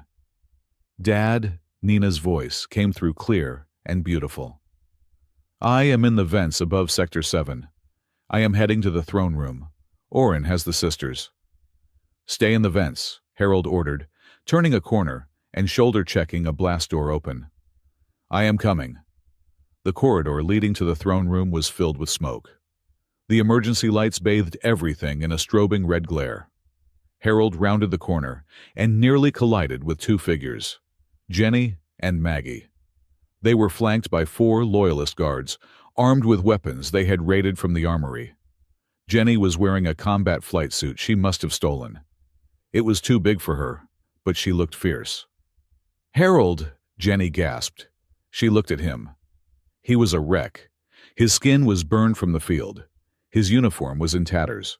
He was bleeding from a cut on his forehead. Harold stopped. He breathed heavily, looking at them. "You are out," Harold said, relieved. "We escaped," Maggie said, holding a data drive. "We have the proof. But Oren has Nina. He took her from the vents. He knew she would come for us." Harold's face went cold. The relief vanished. "Where?" Harold asked. "Throne room," Jenny said. She reached out and touched his burned arm. "Harold, you look terrible." "I have had better Tuesdays," Harold rasped. Jenny looked at him. Really looked at him. She saw the burns he had taken to escape. She saw the way he was standing shielding them, even now, even when he could barely stand. "You are..." Jenny shook her head, a tear cutting through the soot on her face. You are a bad habit, Harold. You never know when to stop. Harold managed a cracked smile. You haven't seen Nina's habits yet. She eats cereal without milk. It is unnatural. Move, Jenny commanded her guards. We take the throne room. We get the girl. The throne room was a vast dome chamber at the very top of the spire. The floor was polished obsidian. The walls were transparent, looking out into the infinite starfield. Oren Vale stood by the high seat. In one hand, he held the relic. It was glowing, violently pulsing with an unstable light. In the other hand, he held a pistol pointed at Nina's head. Nina was kneeling on the floor. She looked small. She looked pale. But she wasn't crying. She was looking at the relic, calculating its pulse rate.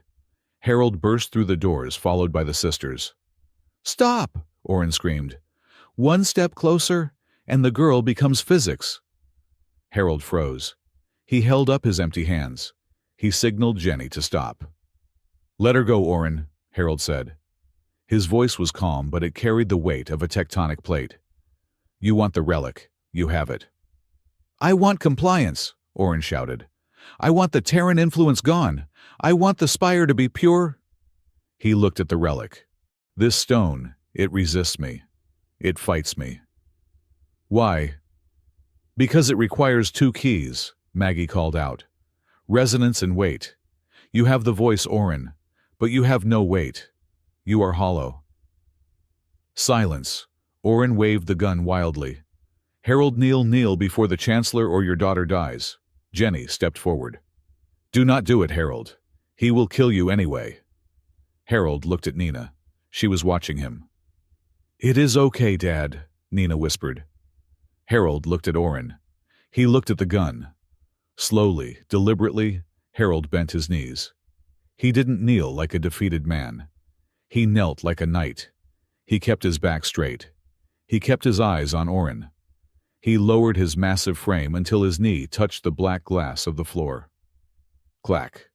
The sound of his armor hitting the floor echoed in the silence. Jenny gasped. She had never seen him lower himself. He was the wall. He was the anchor. Anchors didn't kneel. See, Oren laughed, a high, manic sound. The heavy beast learns to sit. I am not sitting, Harold said softly. I am lowering my center of gravity. What? Oren frowned. Nina, Harold said. Now. Nina dropped flat to the floor.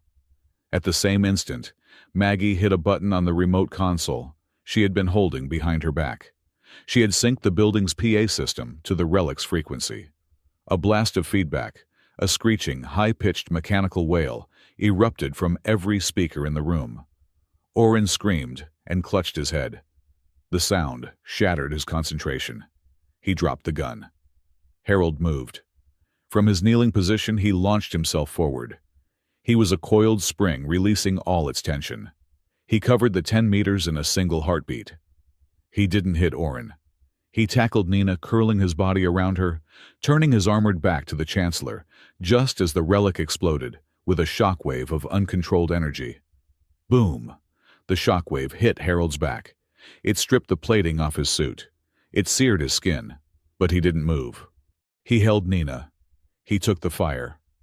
Jenny saw Oren scrambling for the relic, which was now spinning on the floor, cracking the glass beneath it. Guards! Jenny shouted, her voice, finding the authority she had been searching for. Protect the civilians. Seal the exits. Do not let the traitor escape. The guards hesitated, looking at Oren, then at Jenny. Jenny stood tall. She didn't look like a victim. She looked like a queen. I said move, she roared. The guards obeyed. They rushed to secure the perimeter. Oren saw the tide turning. He grabbed the relic, which burned his hand, making him shriek, and ran for the emergency lift behind the throne. After him, Maggie yelled. No, Harold groaned. He rolled over, releasing Nina. He was smoking. His armor was gone from the waist up. Let him go. The Foundation look. They looked down. The floor was cracking. The shockwave had destabilized the structural integrity of the throne room. The cracks were spreading outward from where the relic had spun, looking like a spiderweb of fractured light. "The spire is breaking," Maggie whispered. Harold sat up, wincing. He pulled Nina into a hug, checking her for injuries. She was shaking now, the adrenaline fading. "I got the physics wrong," Nina sobbed into his shoulder. "I thought the relic was a capacitor. It is an amplifier. I almost blew us up." "You did good, kid," Harold said, kissing the top of her messy hair.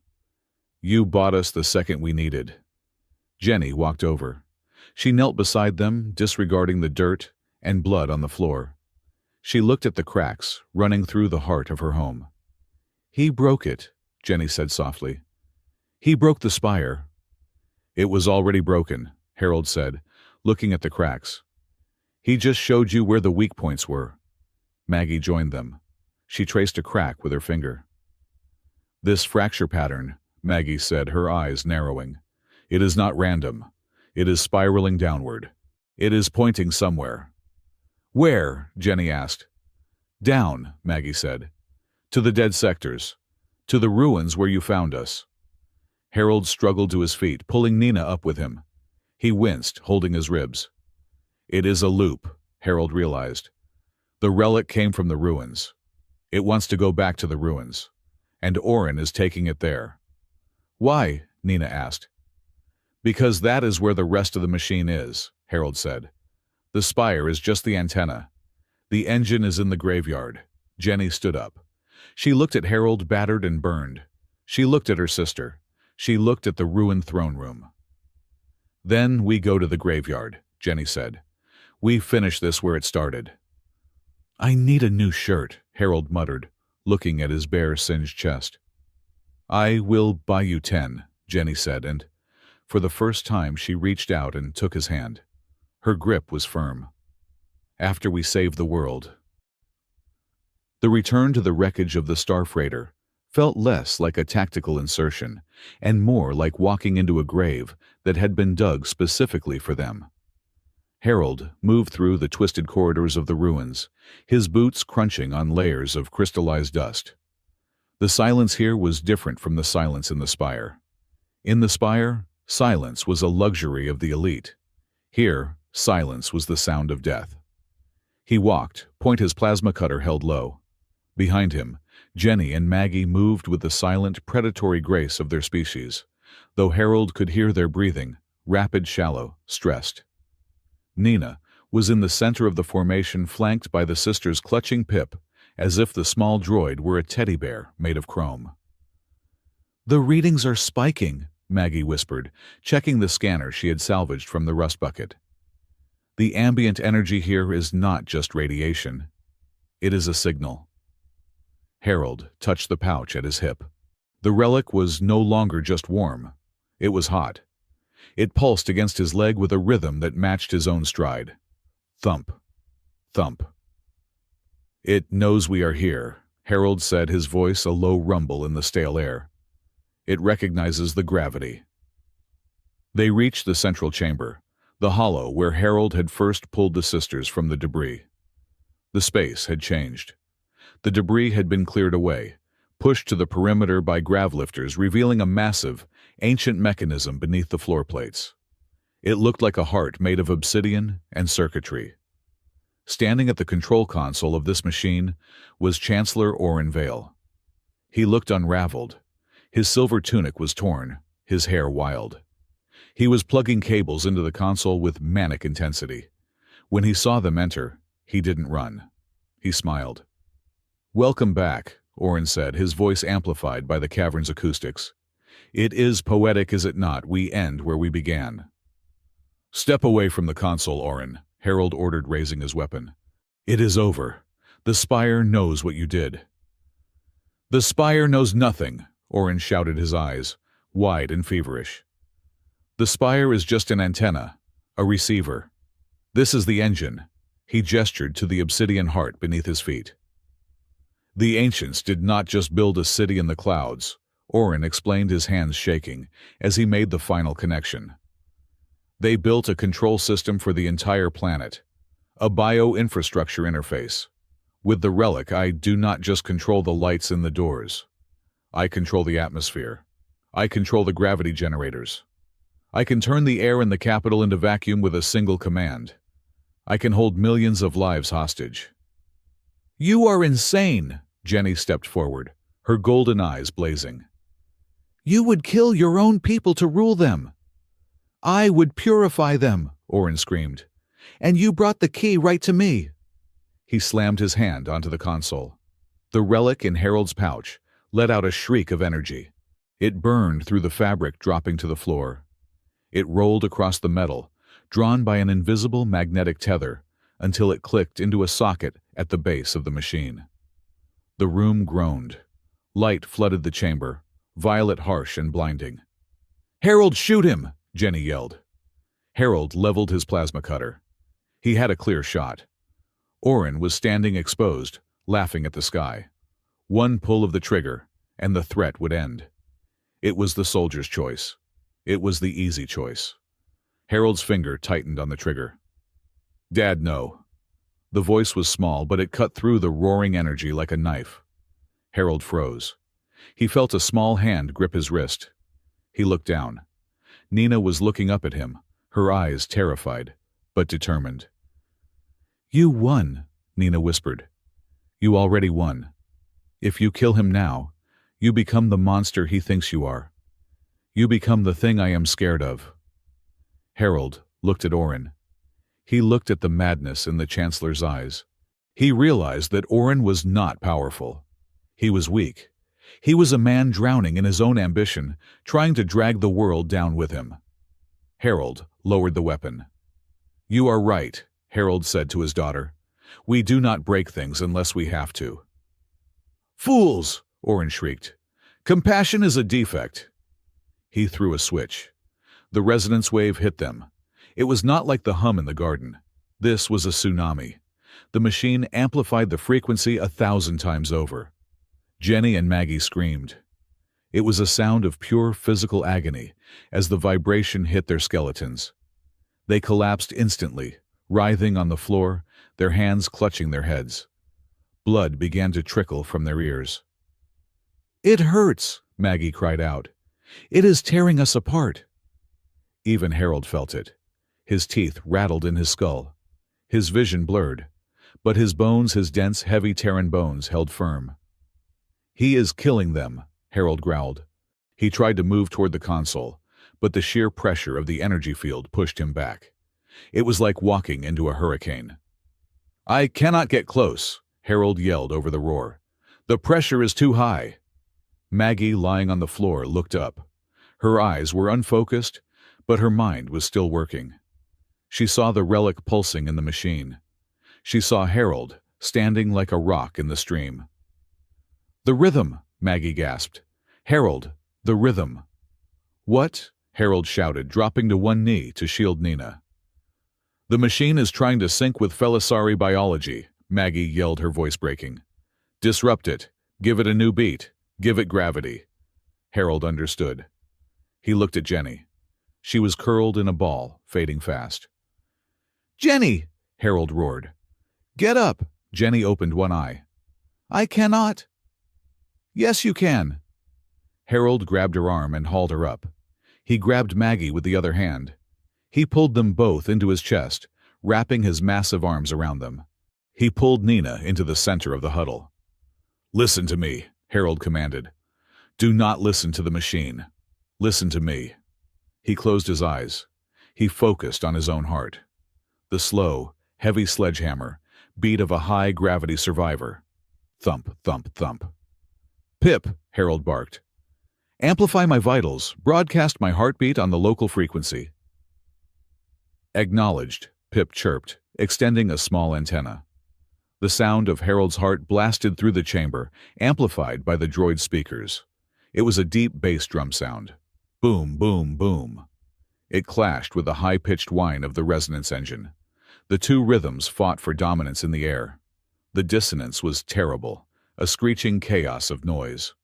Orin covered his ears. Stop it! You are ruining the harmony. This is not harmony, Harold yelled. This is noise. He squeezed the sisters tighter. Focus on the beat. Sync with me. Jenny buried her face in Harold's chest. She felt the impact of his heart against her ribs. It was slow. It was steady. It was the sound of the earth of stone of things that endure. She forced her own racing heart to slow down. She forced her breathing to match his. In, out. In, out. Maggie did the same. And then something miraculous happened. The resonance wave passed through them. Instead of tearing them apart, it flowed around the island of stability Harold had created. The pain vanished, replaced by a dull pressure. Jenny looked up. She saw Harold's face. He was grimacing, sweat pouring down his forehead. He was taking the brunt of the feedback. The machine was trying to crush him because he was the anomaly in the system. "You are hurting him," Jenny whispered. She made a choice. For her entire life, Jenny had been the heir. The one to be protected. The one who stood behind the guards. She broke from Harold's grip. "Jenny, no!" Harold shouted. She stepped in front of him. She spread her arms wide, facing the machine. She didn't have armor. She didn't have density. But she had something else. "I am the blood of the spire," Jenny screamed at the machine. "And I deny you." She projected her own resonance, not a purr of comfort, but a roar of command. The machine faltered. It was confused. It had two signals, the heavy gravity of the Terran and the royal command of the Felisari. Orin frantically tried to adjust the controls. "Obey me, I am the Chancellor." "You are nothing." Harold stepped up behind Jenny. He placed his hands on her shoulders. "You are just a man with a remote control." He added his weight to her will. The combination, the heavy anchor, and the sharp sword, hit the machine's logic core. Crack. The obsidian heart fractured. The relic popped out of the socket, smoking. The violet light died, instantly plunging the room back into the dim gray of the emergency lights. Orin fell back, staring at the smoking console. "No, no!" The silence returned. But this time, it was the silence of victory. Harold didn't move to arrest Orin immediately. He walked over to him. Orin scrambled backward like a crab, terrified. "Do it," Orin whimpered. "Throw me into the dark." Harold looked down at him. He reached out a hand. "Stand up, Orin," Harold said quietly. Orin blinked. "What?" "Stand up," Harold repeated. "Look at them." He pointed to the corner where Nina was helping Maggie stand. He pointed to Jenny, who was leaning against a pillar, exhausted, but alive. "You wanted to save the spire," Harold said. "But you never looked at the people living in it. You looked at the architecture. That is why the machine rejected you. It needs a connection. You only had ambition." Orin looked at his hands. They were trembling uncontrollably. He realized with a crushing finality that he hadn't lost because of a lack of firepower. He had lost because he was alone. Harold turned to Jenny. "He is yours." Jenny walked over. She didn't strike Orin. She didn't scream. She simply removed the signet ring from his finger, the symbol of the Chancellor's office. "You are under arrest," Jenny said, her voice cold and clear. "For treason against the living." The return to the Felisari Spire was not a parade. It was a recovery. The city was wounded. Cracks ran through the crystal domes. The air was thin. But the people were alive. The resonance weapon had been deactivated, and the council, freed from Orin's blackmail, was scrambling to restore order. Harold stood on the balcony of the guest wing, looking at the repair crews working on the great dome. "You are brooding," a voice said. Dr. Selma walked out, holding 2 mugs of coffee. She handed one to him. "I am thinking," Harold corrected. "About leaving?" Dr. Selma asked. Harold took a sip. It was terrible. Real coffee, not the synthetic nectar the Felisari drank. "The job is done," Harold said. "Orin is in a cell. The spire is safe. Nina needs to get back to school. I have a salvage business to run. If I stay, I complicate things." "You mean you complicate her," Selma said, gesturing toward the royal suites. "She is a queen now in all but title," Harold said. I am a mechanic, a heavy worlder. We do not fit Selma. You saw the council. They look at me like I am a walking industrial accident. Dr. Selma sighed. She leaned against the railing. I am going to give you a medical opinion, Harold. Free of charge. I am scared to ask, Harold muttered. You have spent 10 years being a wall, Selma said. You protect Nina. You protect the ship. You protected those 2 women. But walls are lonely things, Harold. They stand on the outside. She looked him in the eye. Do not be so kind that you condemn yourself to be alone. That is not nobility. That is just masochism. Harold stared into his coffee. Before he could answer, the door opened. Maggie stuck her head out. Harold, you must come. They have a demand. Harold groaned. What now? Did I park in a reserved spot? Just come, Maggie said, hiding a smile. The ceremony took place in the Hall of Echoes. The roof was still cracked, letting in shafts of raw sunlight, but someone had filled the cracks with gold alloy, a technique called kintsugi, embracing the beauty of the damage. The entire High Council was there. Jenny stood in the center, wearing a robe of white silk that seemed to float around her. She looked terrified. Harold walked in, still wearing his battered flight suit, because he refused to wear the frilly court clothes. Nina walked beside him, holding a small velvet cushion. Master Harold, the High Speaker announced, the relic has been secured, but our scholars say it is unstable. It has imprinted on a dual frequency, Felisari and Terran. Meaning, Harold asked. Meaning it cannot be locked away, Jenny stepped forward. She looked at Harold, her cheeks turning a faint violet. It needs a constant biofeedback loop to remain inert. It needs guardians. Okay, Harold said slowly. So we assign a guard rotation. It needs a specific biosignature, Jenny said, her voice dropping to a whisper. Yours, and mine. And mine, Maggie added, stepping up. The council has decreed, the speaker continued, that a formal bond must be established. A legal and biological binding to ensure the relic remains dormant. A union of houses. Harold froze. He looked at Jenny. Are you saying marriage? It is a political arrangement, Jenny said quickly. Too quickly. A treaty to keep the weapon safe. Do not read into it. Right, Harold said. A treaty. With rings, Nina piped up, grinning as she held up the cushion. On it sat 3 rings, made of the same obsidian as the machine. Harold looked at the rings. He looked at Jenny, who was trying very hard to look like a politician and failing miserably.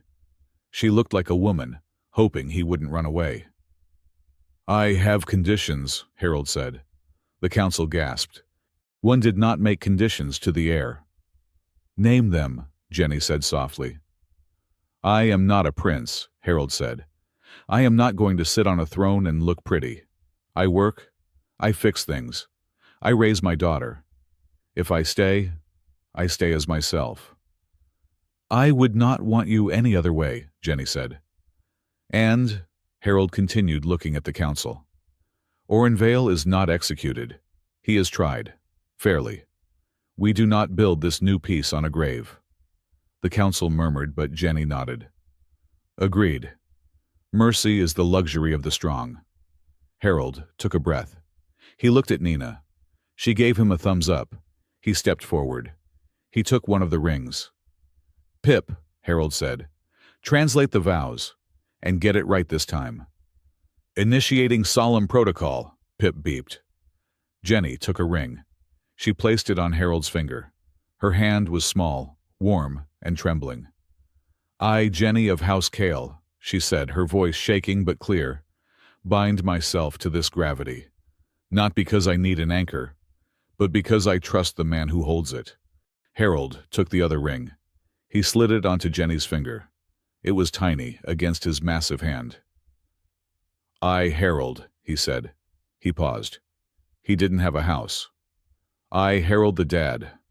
I promise to be the wall when the wind blows, but I also promise to be the door. You are not trapped with me.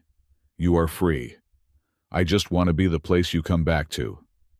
"Translation," Pip announced loudly. "Subject Harold promises to be a structural load-bearing emotional support unit with open access privileges." The crowd stared. Nina snorted. Maggie giggled. "Close enough," Harold muttered. He looked at Maggie. There was a third ring. "And me?" Maggie asked shyly. "You are the glue," Harold said, sliding the ring onto her thumb because it was too big for her finger. "Without you, we would have killed each other in the first 5 minutes." "I promise to keep you both from being idiots," Maggie vowed solemnity. The high speaker raised his staff. "Then let it be recorded. The Treaty of the Broken Dome is signed." Jenny didn't wait for the applause. She leaned up on her tiptoes. Harold leaned down. It wasn't a movie kiss. It was awkward. Their noses bumped. Harold's stubble scratched her cheek. But when their lips met, the relic, which was sitting on a pedestal nearby, glowed with a soft, steady, contented light. Nina threw confetti she had apparently been hiding in her pockets. "Finally, can we get cake now?" That night, the spire was quiet. Harold sat in the private quarters of the royal suite. He was cleaning his plasma cutter, a nervous habit. Nina was asleep on the plush sofa, Pip hovering in low-power mode beside her. The door to the balcony was open. The air was cool, but not cold. Jenny walked in. She was wearing simple sleeping robes. She looked at Harold, then at Nina. "She is a good child," Jenny said. "She is a terror," Harold said fondly. "But she is my terror." Jenny sat down across from him. She looked at the ring on her finger. She twisted it round and round. "Harold," she said. Her voice was serious. "Yeah, there is something I have to tell you," Jenny said. "Before we start this treaty. I cannot build it on a lie." Harold put down the cutter. He wiped his hands on a rag. "Okay." "The crash," Jenny said. She didn't meet his eyes. "In the ruins, when you found us." "The resonance trap," Harold said. "Orin set it." "Orin set the trap," Jenny whispered. "But we triggered it." Harold went very still. "What?" "We knew about you," Jenny said, the words rushing out now. "Maggie found your file in the veteran database. High-density skeletal structure. Resonance-resistant. We knew Orin was moving the relic. We knew we couldn't touch it without dying. We needed a carrier." She looked up, tears in her eyes. "We stole a transponder. We lured you to that sector. We meant to hire you. But Orin's ship attacked us before we could make contact. We crashed. It went wrong. But Harold, we went there looking for you. To use you." She stopped. She waited for the explosion. She waited for him to yell, to throw the ring, to leave. She deserved it. She had treated him like a tool before she even met him. The silence stretched. It was heavy. Harold looked at her. He looked at the woman who had stepped in front of a resonance cannon for him today. He looked at the scar on her wrist where she had broken it, hitting him. He felt a flash of anger, the soldier's anger at being manipulated. But then, he looked at Nina sleeping on the sofa. He remembered the war. He remembered the desperate things he had done to keep his squad alive. He remembered using people, sacrificing assets, making the hard calls because the alternative was death. He saw the same desperation in Jenny's eyes. She hadn't done it for greed.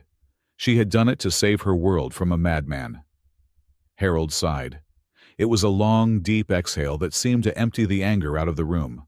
"You picked a hell of a way to conduct a job interview," Harold said. Jenny blinked. "Are you not furious?" "I am annoyed," Harold said. "I am very annoyed. You scratched my paint job. You almost got me killed. And you made me wear a suit." He stood up and walked over to her. He knelt down so he was eye level with her. "But you also saved my daughter," Harold said. "And today, you stood in front of me when you could have run." He took her hand. He stopped her from twisting the ring. "We all have pasts, Jenny. We all have things we did to survive. I have done things I am not proud of. I am not going to judge you for being desperate." Jenny let out a sob. She leaned forward, resting her forehead against his. "I am so sorry," she whispered. "I know," Harold said. "But here is the new rule. Clause 1 of the treaty." "What?" Jenny asked, sniffing. "Next time," Harold said, brushing a tear from her cheek with his rough thumb. "Do not use your life as bait, and do not use me as a tool. Use words. Just ask." "I will," Jenny promised. "I will ask." "Good," Harold said. He stood up and pulled her to her feet. "Now are you going to sleep? Because I promised Nina pancakes in the morning, and I need to figure out how to make pancakes in a kitchen that runs on sonic waves." Jenny laughed. It was a wet, shaky sound, but it was real.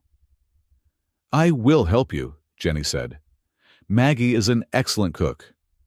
"Maggie is asleep in the bathtub," Harold noted. "I think she likes the acoustics." "Then it is just us," Jenny said. She looked at him. The golem, the rock, the husband. "Just us," Harold agreed. He put his arm around her. It was heavy, it was warm, and for the first time in 100 years, the Felisari spire didn't feel fragile. It felt solid. Outside, under the broken but golden-mended dome, the stars shone down. They were cold and distant, but inside the room, gravity was just right.